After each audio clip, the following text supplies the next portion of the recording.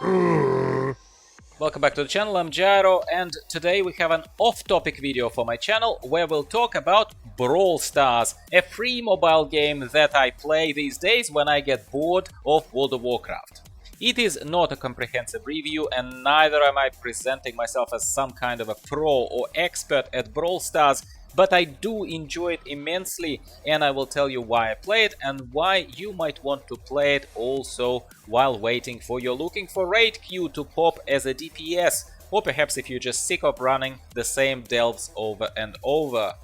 Turns out that I've been living absolutely under a rock lately, as Brawl Stars is one of the most popular mobile MOBA games from the creators of Clash of Clans. And while I don't PvP in World of Warcraft, I am happy to engage in colorful combat of this game. In Brawl Stars, you unlock and collect different brawlers. You can think of them as different classes and specs packaged into one, usually cute and very original persona, with a name such as Jackie, Frank, Crow, and many others. I have 17 brawlers right now, and there are 80 plus of them in the game. If you're a collector, this will keep you very busy for a while. There are many skins, many of which you get for free, absolutely free, either by being lucky, by collecting those lucky stars that can be upgraded from rare to super rare, epic. Some of them include sprays, some of them include skins, some of them include new brawlers. You do not need to spend any currency or anything, or you can actually over time collect one of a few in-game earnable currencies, and you do not need to spend real money to get these. So you don't need to tell me that it's a pay-to-win game. It is simply not. Yes, you can dress up, obviously, and level up quicker by paying for Brawl Pass. All of these mobile games have some kind of pass, which is a pretty standard thing here, but I do think that the creators of Brawl Stars are they're managing to deliver an experience that doesn't hit you in the face as if you are not paying for it, you're a loser. I'm considering to buy this Brawl Pass, to be honest with you right now, because I've already invested enough time to know that I'm enjoying the game enough. And by the way, this Brawl Pass costs less than 1 month of subscription to what I currently find as a relatively stale state of World of Warcraft. We don't have to agree on this, but this is my honest feeling about it. So the Brawl Pass is simply speeding up your acquisition of certain things, and I think makes your life a little bit more fun in the game, but it doesn't give you anything that the free-to-play characters can't ever have. So they will get with a certain amount of time investment, perhaps a lot more time, but they will get there as well, which is a very important thing in my book, and the biggest distinction from the pay-to-win games that I would not play. Obviously, collecting brawlers is only one major, but only one part of the game. It's the fighting of other players that's at the core of the brawl, and it happens to be in the name of the game too. Duh.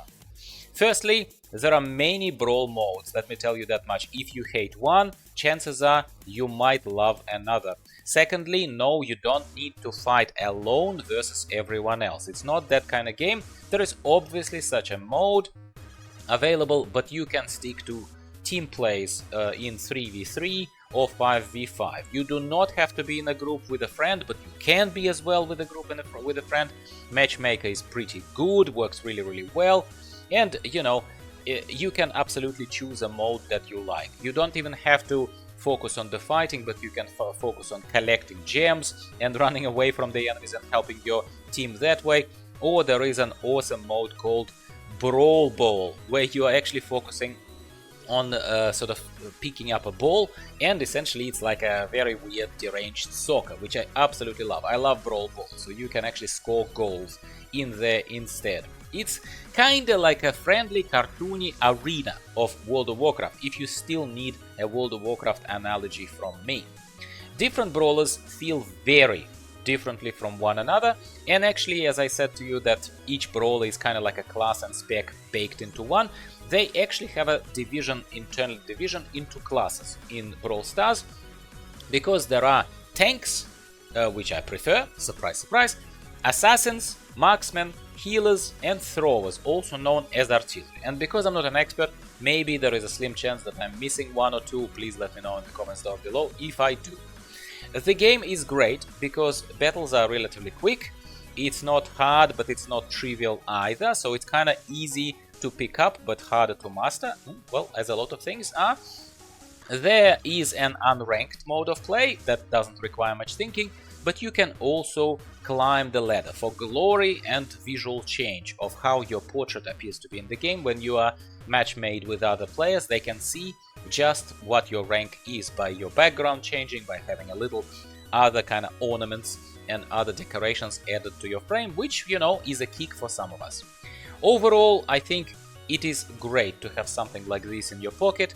I've just spent 5 days on holidays where I have teamed up with my son and we've been having the best time. Much better than I've had in World of Warcraft for ages, to be completely honest with you, I have to add.